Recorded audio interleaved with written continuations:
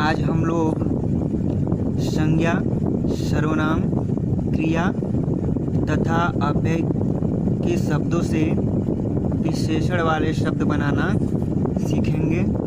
इसके पहले वीडियो में हम लोग विशेषण, विशेष्य और विशेषण के कितने भेद होते हैं सबके बारे में परिभाषा और उदाहरण सहित जानकारी प्राप्त कर लिए हैं। अब यहाँ हम लोग देखेंगे किस तरह से संज्ञा द्वारा विशेषण बनाया जाता है, किस तरह से सर्वनाम से विशेषण बनता है, कैसे क्रिया से विशेषण बनता है और अव्यय वाले शब्दों से विशेषण कैसे बनता है, इसके बारे में हम लोग जानकारी प्राप्त करेंगे। तो सबसे पहले संज्ञा द्वारा विशेषण बनाना, तो इसके लिए आप लोग याद रखिएगा प्रत्यय।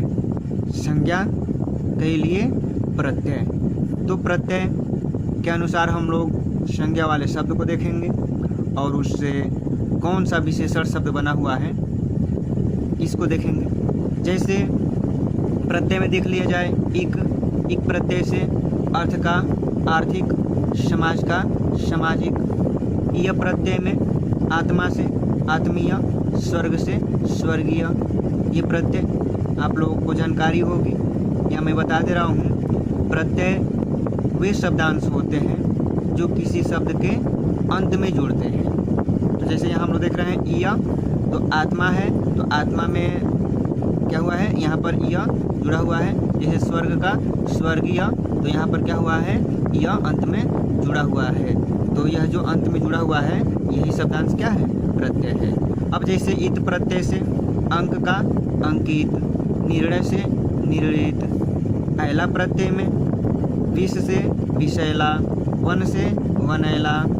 आ प्रत्यय के लिए भूख से भूखा, प्यार से प्यारा।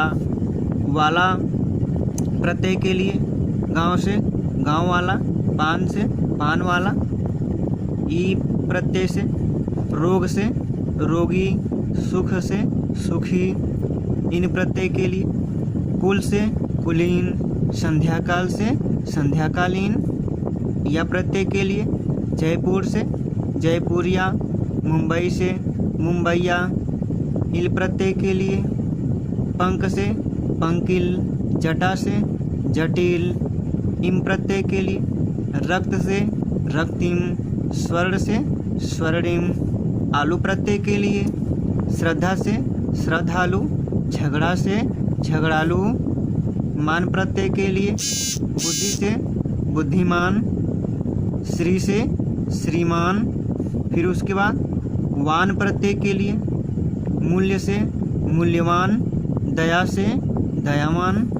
वती प्रत्यय के लिए गुण से गुणवती, बल से बलवती।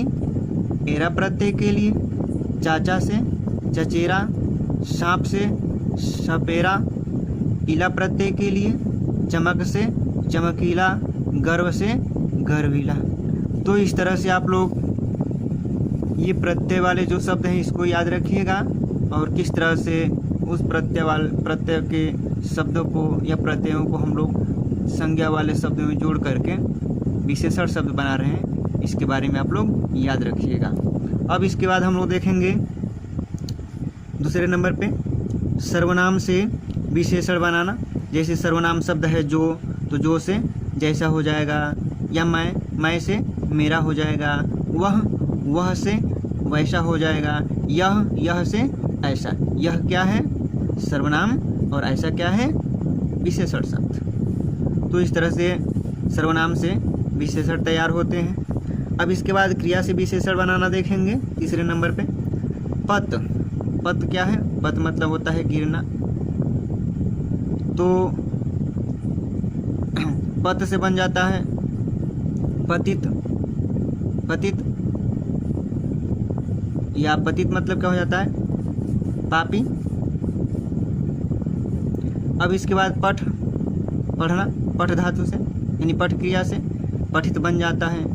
बेचना क्रिया से बिकाऊ बन जाता है। वंद क्रिया से वंदनीय बन जाता है। तो यहाँ हम लोग देख रहे हैं कि क्रिया से विशेषण बन रहा है। पत क्रिया से क्या बन रहा है, पतित। पठ क्रिया से क्या बन रहा है, पठित। फिर बेचना क्रिया से बिकाऊ, वंद से वंदनीय। तो इस तरह से क्रिया से हम लोग विशेषण बना सकते हैं। अब अव्यय से विशेषण बनाना देखा जाए चौथे नंबर पे। जैसे भीतर, भीतर शब्द क्या है? अव्यय है। आगे, आगे शब्द क्या है? यह भी अव्यय है। ऊपर, बाहर, ये शब्द क्या है?